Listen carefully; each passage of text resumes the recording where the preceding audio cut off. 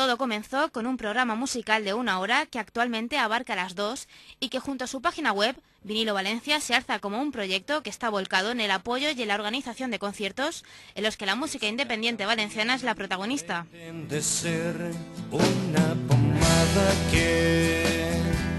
En enero de 2006 arrancaba la ilusión de Vinilo Valencia, dirigido por Enrique Medina, que el próximo 9 de febrero cumplirá los 2 años de convivencia con la ferviente realidad musical de la ciudad de Valencia y alrededores.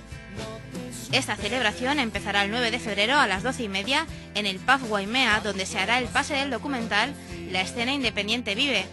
un documental grabado el pasado festival donde 12 grupos valencianos dieron vida a 2 frenéticos días de intensa música.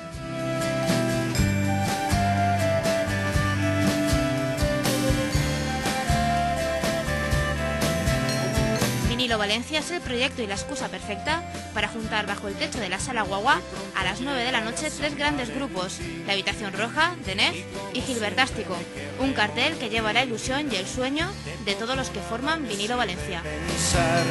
Si te hice mal salvándome, muy pronto llegará San Valentín y como siempre me querremos.